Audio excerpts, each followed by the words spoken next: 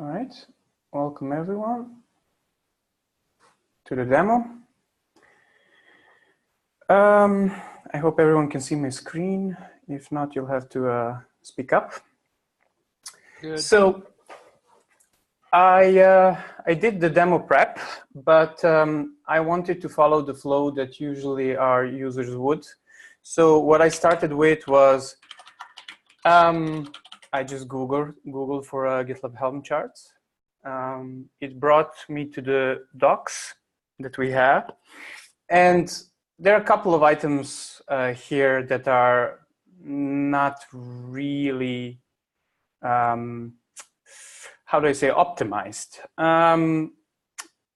Obviously, we're going to change this beta very soon, but I'm not really sure whether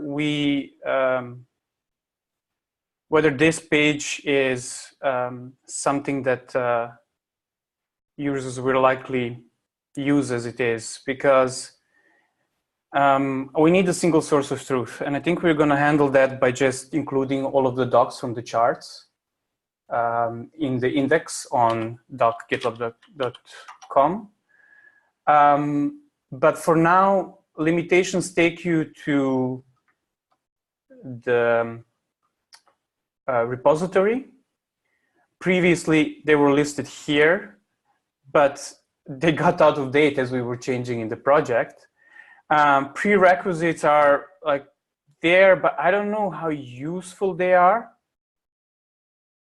Like I would rather see prerequisites also linked to the project, at least, if nothing else.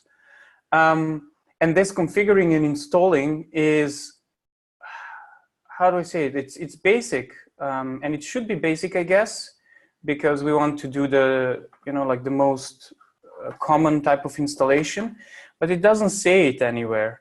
It just says for simple deployments. I don't know what that actually means. How does the user decide what's a simple deployment?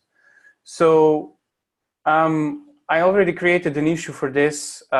Configuration is a bit of a problem as well, because right now we list a couple of links here, what you should be doing, but then we say, okay, now you go and install, right? Like you need to go through this weird flow where you have to make a bunch of decisions before you start. And this is okay, but it's also very basic. Like it's only, yeah, I don't know, it works. That's the important part, I guess. And the other things here are not really super obvious to me. So for example, we have a snippet about outgoing email and listing here ports that are blocked. But then I have to go and figure out whether my provider uses that. Like ideally, I would like to see, an example of at least one provider and how that's done. And then a note somewhere saying like, hey, this is how this could be configured for others. But again, like I created an issue here for it to discuss how we can organize this a bit better. It's not only on this document, it's actually in the repository as well, not here, but in the project repository as well, where we say full list of settings, for example. It's a bit overwhelming to go through all of this, and we didn't even list half of it, I would say. So like making a decision based on what you see here is going to be like almost impossible. But yeah, issue is there. So I would like, I gave the prep 6 because I think it's still doable. You can still do this, but you need to be like very focused, very follow what's happening and understand a bit more of our how we set things up versus just the usability from the user side. GitLab QA ran, and I didn't set up the GitHub token, so that failed. But other than that, the rest ran fine. And with that, I think we can start with the upgrade. So I can actually show you what version I have. No, this is admin area. So I installed 11.1.4 and it's working. It's fully operational. So I'll just go and install from the repository to upgrade to the latest version.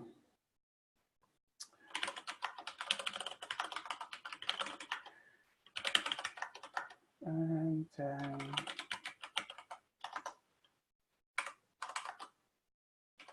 oh yeah, I should probably also show you the configuration I'm using. So I've already set up SMTP. I'm using Cert Manager here, and yeah, these are the details, very simple. And then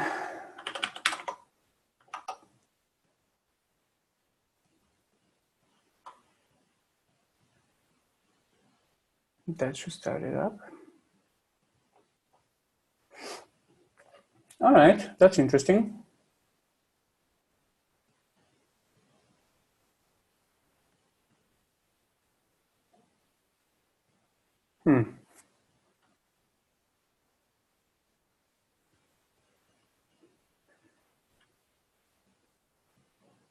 Is this a problem connecting to the cluster? That's actually an error from the internal proxying done with Kuberproxy. I think that'll be basically Helm uses the underlying port forward to communicate with the tiller pod. So I wouldn't worry about that too much, given the rest of the deployment has succeeded. That's specifically communicating with tiller. All right. I haven't seen it before, so that's why I'm wondering. It does say error, so That's fair. It's an underlying and automatically recover. They just didn't catch and do anything with it. all right. Cool. So let's see.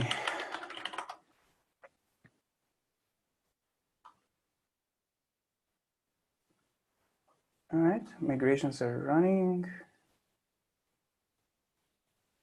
Shell is being replaced.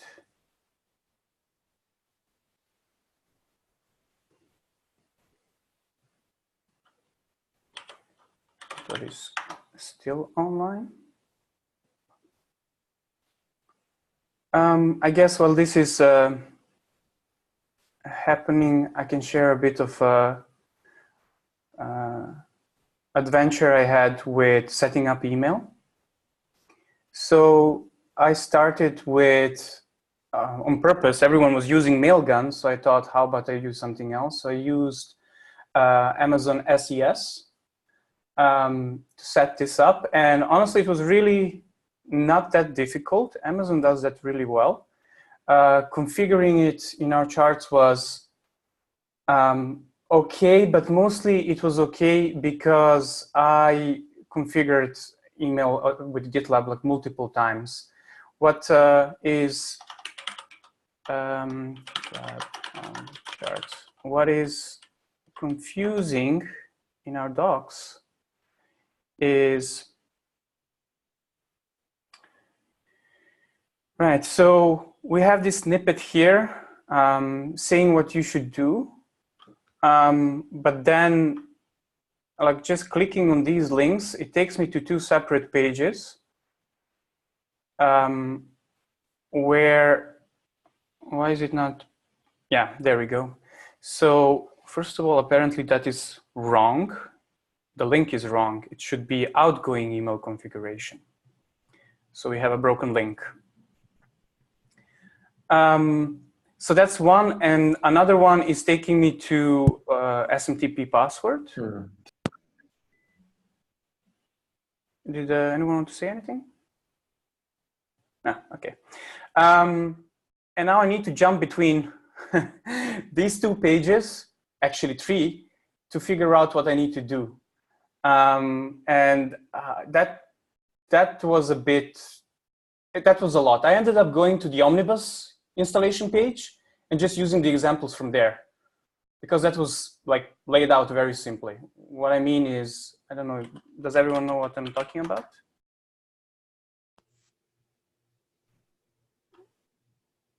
So SMTP settings. So here it's like very easily visible what you need to do for every single provider, right?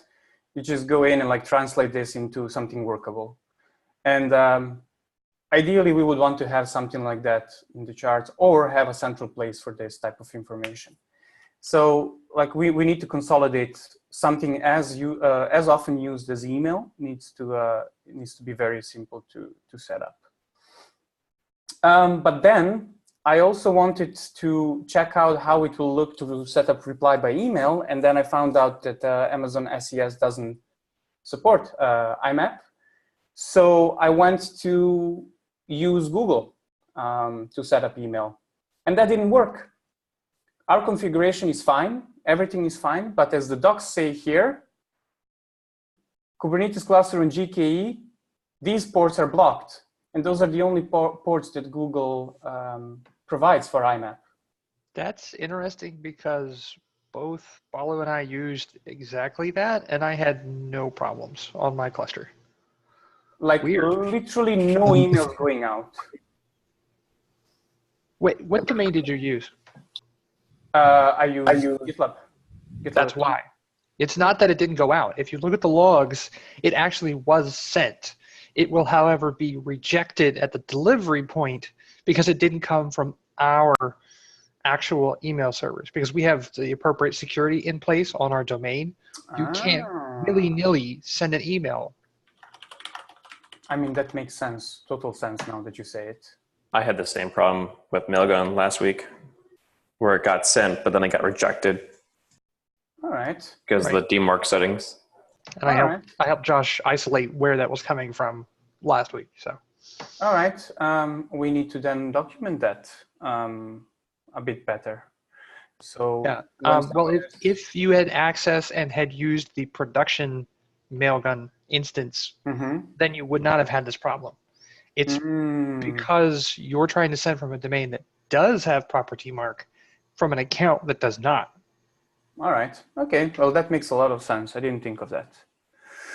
All right. Upgrade worked. We are on 11.2 pre. I don't know why I clicked this. It's going to take me out. Yeah, it is. And by the way, this is not GitLab being slow. This is my laptop crumbling under the stress of Zoom share and all of this running. So yeah, upgrade worked without a hitch between previous version and the current one. So that's great. So let's change the theme. All right, this is where we need to know what we are doing. Default theme.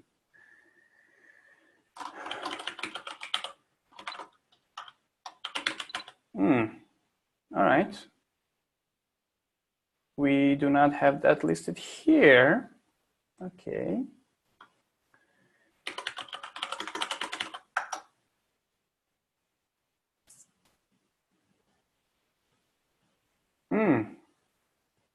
Okay, so we have no documentation over how you can actually set up app config, just based on this search.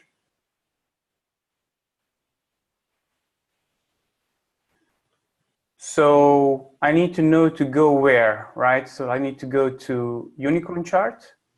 Actually, it's inside of globals. It's in values.yaml. Yeah. Is it? Yeah. All right, but it's not documented. The documentation for app config is inside of charts globals. The weird thing is why the search didn't pick it up, because it is in here. Because I didn't use this. I did underscore. Right? Search again without the underscore. Yeah. And then it takes me to here. All right. The problem is it's just so hard to discover where we have this stuff documented 10 different places for. That's right. Yep. Yep. Indeed. All right. So it's GitLab and then just app config. And then default theme.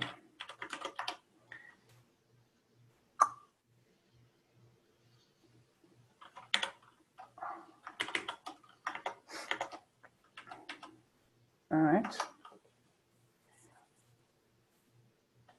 This will, however, also mean that we'll see what we keep seeing, and that is this issue.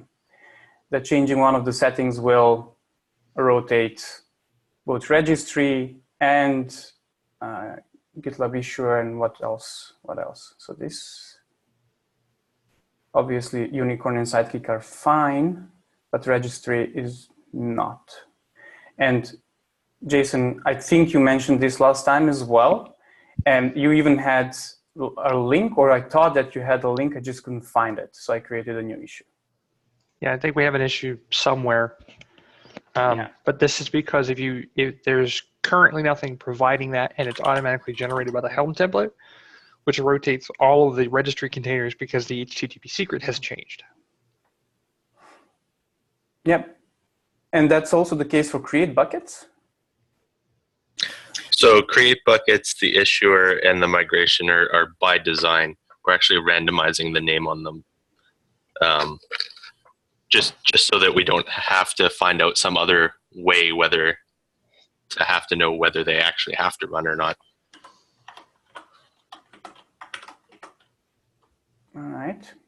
I mean, we'll have to handle that, obviously, right? A bit better. Right. And like, for example, the create bucket, which is a job from the MinIO chart, is actually, it's run every single time by the MinIO chart itself upstream. All right, so this is still booting up. The job Yeah, is so- basically idempotent. So the registry one is the main one that's the problem, because that's something that's actually going down, whereas the other three are not taking any services down. They're just performing no-op jobs. Yep. Right. Oh, look at this button. What is this button? That is your conversation development index. We still do that? I don't think we fixed it, so it's just as broken as before, but it's now more available. Why are cohorts here? Why is usage ping here? This is available to everyone now? Yeah, this is not in admin. Correct, I believe so by default. I think we shut it off for GitLab.com though. All right, I'm not gonna comment.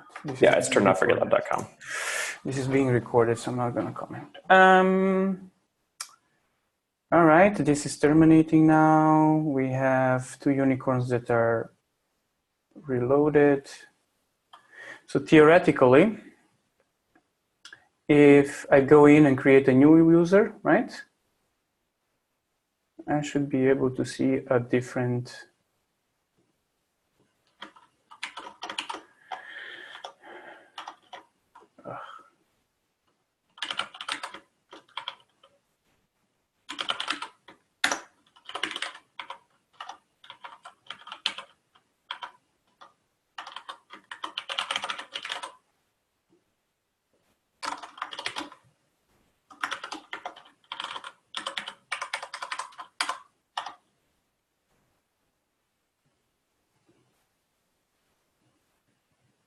All right, that works as expected. Yeah, as expected, green. I don't know what happened, Josh, last week with your setting, but May have just been a bad documentation on our side because I tried to set it to whatever red and it didn't work. All right, well, that's good. That works.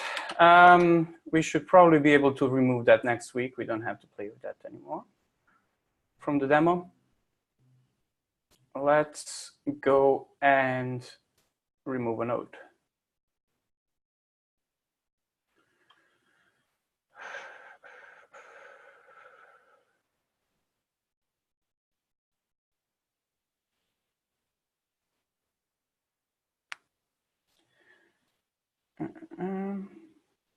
I'll just randomly delete one, as long as it's mine. Yeah.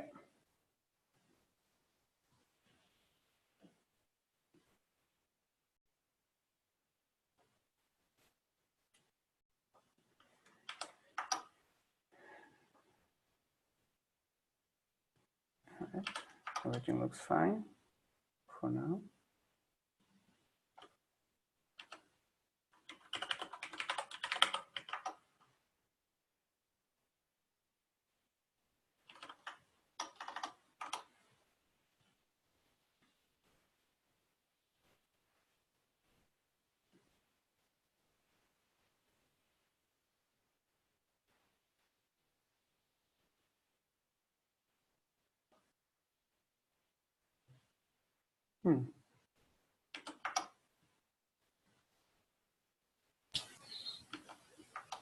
Yeah, so his pods are probably already down, but it takes a while for Kubernetes itself to. Sorry. Yeah, because it probably at this point knows they're down, but it's thinking it's just like a glitch, so it's trying again to ping them and stuff like that. Mm-hmm. All right, this is pretty good. It's down.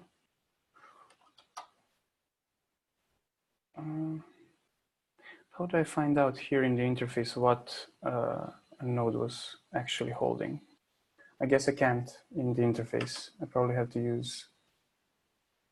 If you add -o wide to your kubectl get pods command, it will print the name of the node alongside each pod.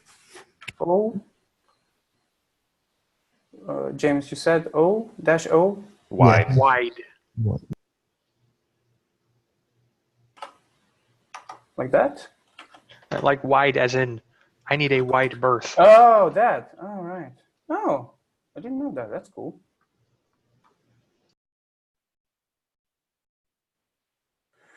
Awesome. It killed the database.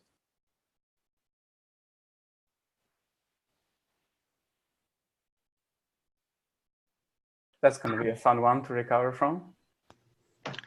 Actually, it'll actually generally be pretty much okay. We just have to wait for it to come up and see.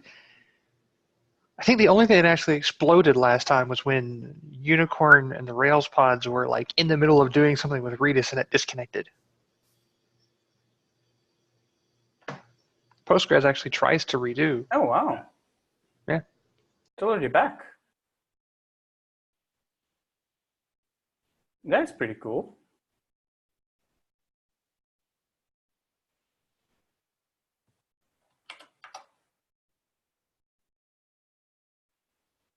Yeah, and everything is, obviously we have one Unicorn, but that's fine. So emails and, well, anything won't work basically here. But we can continue further, I think. So project can be created. Let's try that. I forgot, oh, this is moved now again. All right.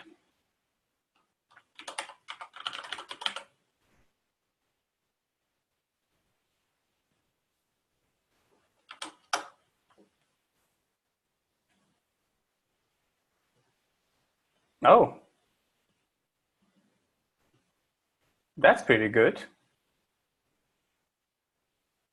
I mean, I sound surprised here, so I shouldn't be, I guess, but this was a bit too fast recovery. Okay.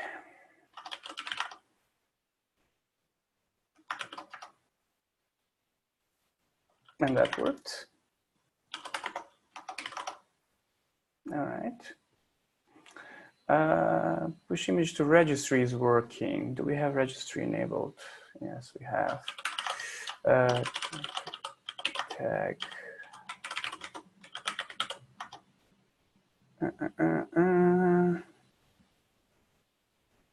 Let's see this.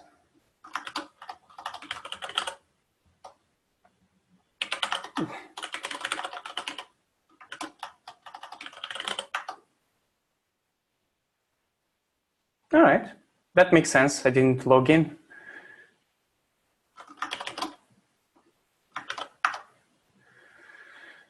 Oh, what did I use here for my username?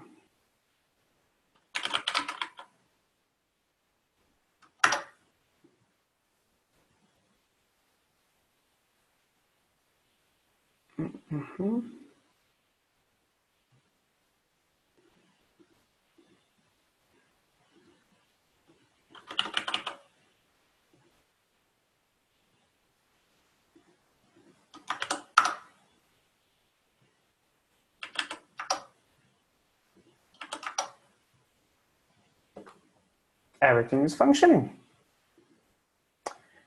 Perfect. Emails are being sent. I confirmed that, so I don't want to go into that again. I'll skip reply by email just because we have 4 minutes, and that thing is not easy to configure, right?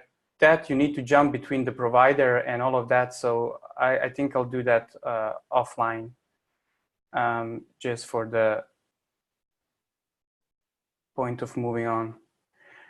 What did we say? Create a project from template. Again here, I guess.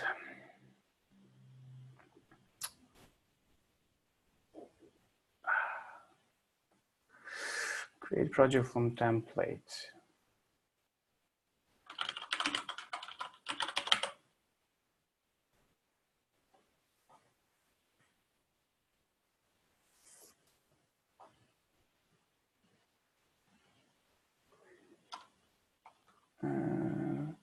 Yay! Awesome. That is awesome. It worked. Whoop whoop.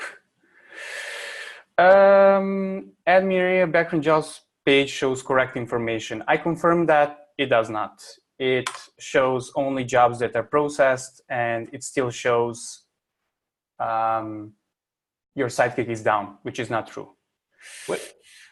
Do we have an issue for that? Like, what? I don't even sure I saw that. We do have an upstream issue for that. Yeah, it's just not that important functionality, honestly. Right. It's one of those. Yeah, sorry. Yeah. The trick is that it expects Omnibus, and then it expects that you can see the processes on the installed Omnibus instance. So anyone who actually has multiple points of an Omnibus install, but their sidekicks are all outside of their API nodes, will all see that you have no sidekick. Gotcha. So this is also affects like HA and things like that. Yeah. Yes. Yeah. Anything over a single node sees that. Does anyone know how we? Oh, there we go. Found it. Just as I was asking, how do we export a repository? Yeah. There we go. Right. And you don't have to wait on email delivery that may not arrive. Mm-hmm. So that's good. You can just refresh a little bit and then it'll pop back up. As a link here? Yeah, as a download link. Once it's done. Mm-hmm. I should probably have chosen like a smaller repository, because this has a lot of MRs, it has issues and so on.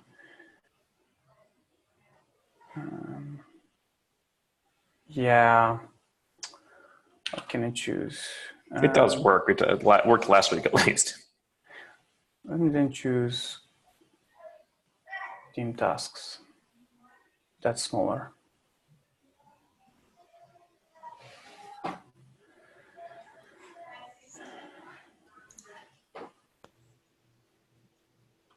Did we do the import last week? I don't recall. I know we did the export. I know the export worked. No, we didn't do the import. I think we ran out of time. Yeah, and I think we were still under suspicion that it wasn't quite ready yet.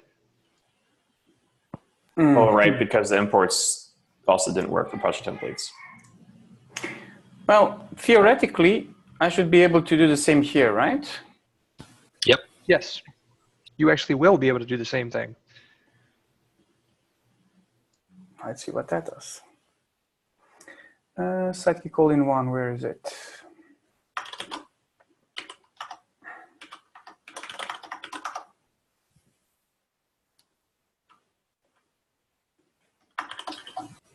That's weird. The download link already is there. Yeah, smaller project. Like super fast. Yeah, that's awesome. All right. Download export, and I guess I can now create a new project, import, GitLab export, right?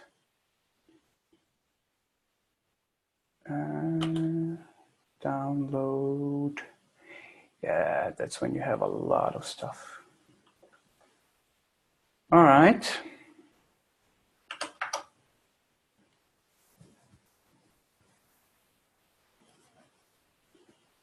Did I click on the button? You have to fill in a project name. Oh, that's a good one.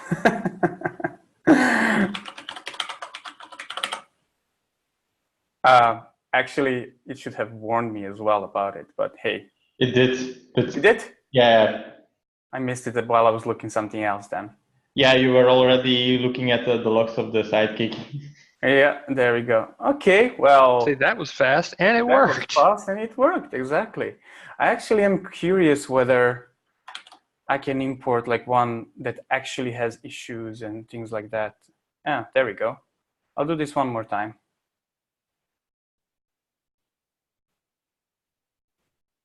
New project.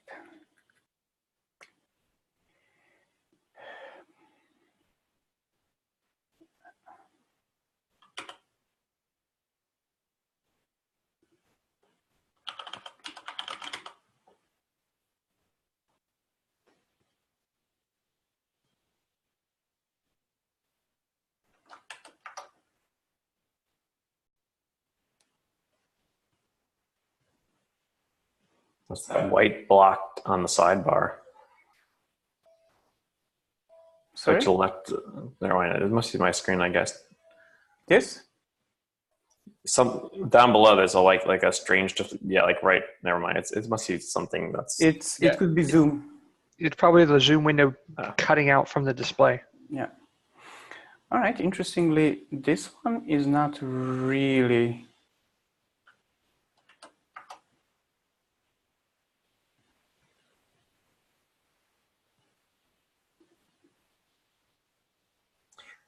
While we're waiting, what was the issue where it was showing the raw object storage URL link? Wasn't it Avatar or something? Project Avatar. Oh, did they accidentally break Project Avatar? Because that was working. I know the system. Yeah, I think Project Avatar is broken. Project Avatar. Okay, let's set that up. Project Avatar. Very much appropriate. This is fine. Too bad. All right, it shows something because it says remove avatar. That seems like a bug. Yeah, it does.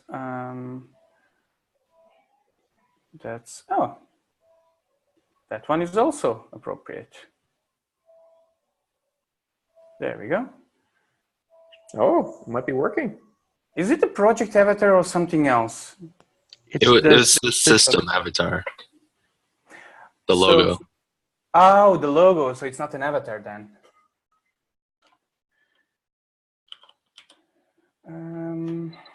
There was a week or two where all of the uploads were broken and showed the wrong links, but that was fixed a couple weeks ago. All right, let me go and try that out. Actually, we are over time, by the way. So did that project get imported finally, or? I will check it out.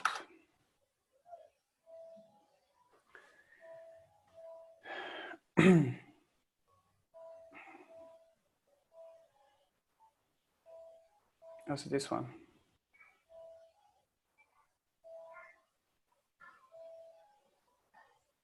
I believe it's under appearance. Hey. Yes, 36 issues. Awesome.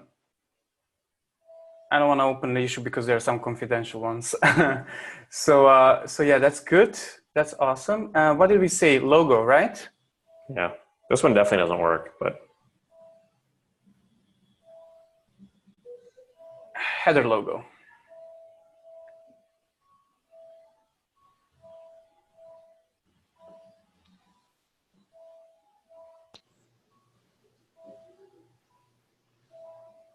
Yep, not working. While we're here, can you try a fave icon? I don't know if you have an icon file. Will it work with anything random? No, it says it needs to be maximum 1 meg and 32 by 32. No, I don't have anything like that for now. Really? But Avatars can be 200K, but the favicon can be 1 meg? Devil? That's a really long animated favicon. It's also it's a giant icon, yes. All right. Well, that's working. And uploading custom header logo, that's the one I was looking for. That's still not working. That's still 0. So reply by email. I do not want to occupy more time. I'm going to actually pause the recording and we can talk